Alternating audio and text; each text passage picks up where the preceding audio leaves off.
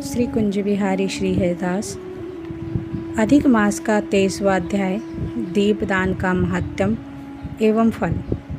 पुरुषोत्तम मास में आहार विहार के बारे में सुनकर प्रसन्न होते हुए राजा बोले, आपने इस मास में दीपदान करने को कहा है, सो इसका क्या महात्म्य है और क्या फल है? वाल्मीकि जी बोले, राजन, इस विषय में तुम्हें एक प्राचीन इतिहास सुनाता हूँ। एक ऐसे राजा से संबंधित है जो पूर्व जन्म में मणिग्रीव नामक दुष्ट चरित्र शूद्र था।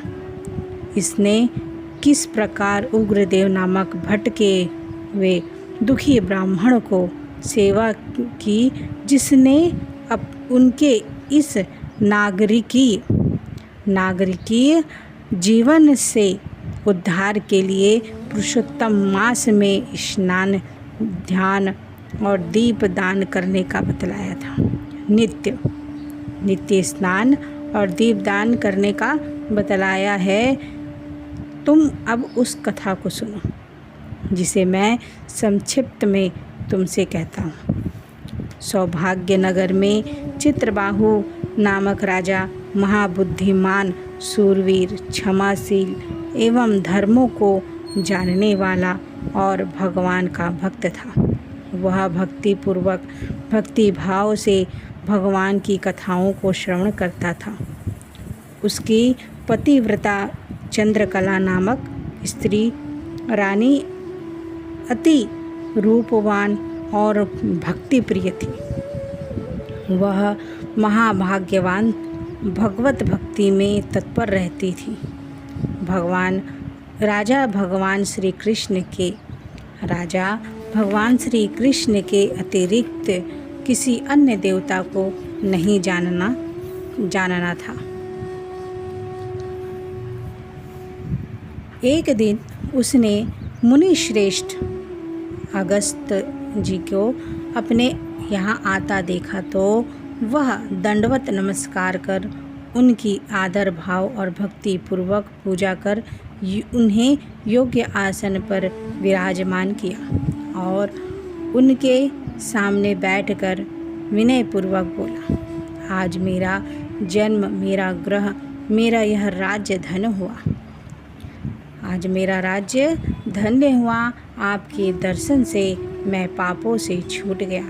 अगस्त मुनि बोले, राजा चित्रबाहु, वास्तव में तू सब प्रकार से धन्य है। तू हरि भक्त और भगवान श्री कृष्ण का आश्रित है।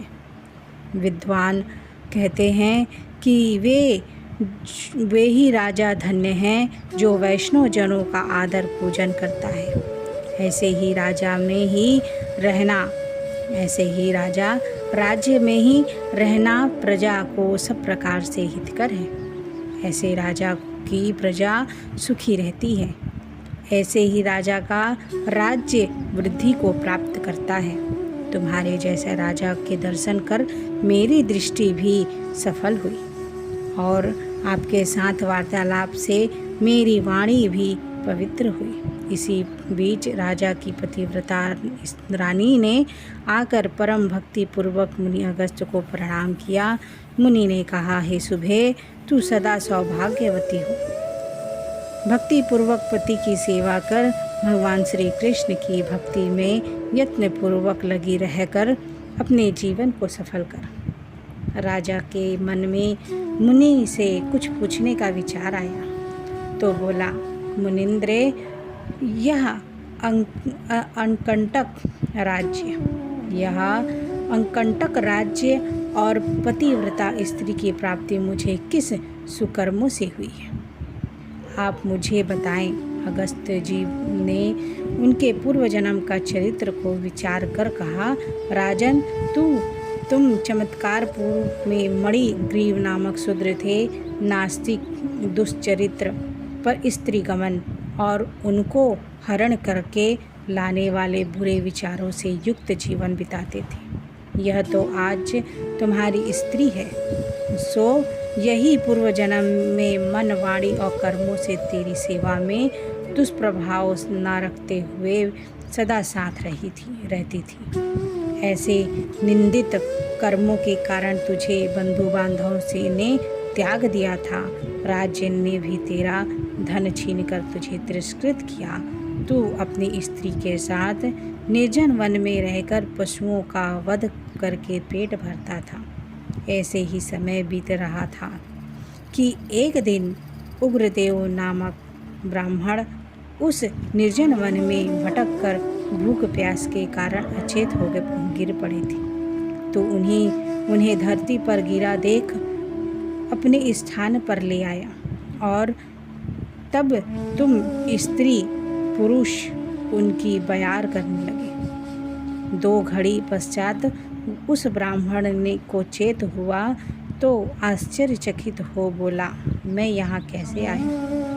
मुझे कौन लाया?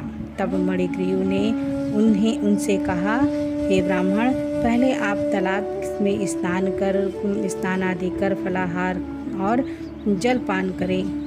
आप भगवत भक्त सेवा करने के योग्य हैं। उग्रदेव को प्यास लग रही थी। जल का नाम सुनते ही उठ बैठे। तब तुमने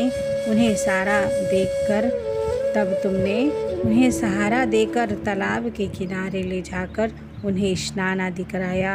बड़ की छाया में ले जाकर बिठाया, जहाँ उन्होंने भगवान की पूजा करी। तुम्हारी पत्नी आम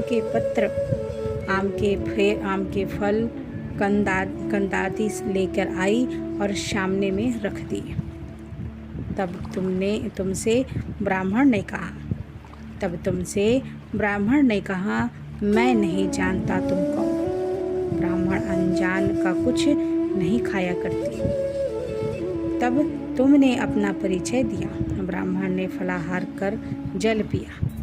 तब तुमने उनके चरणों को दबाते हुए पूछा, हे देव, आपको इस निर्जन वन में कहाँ जाना है? ब्राह्मण बोले, मैं प्रयागराज जाना चाहता हूँ। अनजाने में इस भयंकर वन में आ गया, जहाँ मैं प्यास और थकान से मरणासन हो गया था। तुमने मुझको सेवा करके जीवन दान दिया।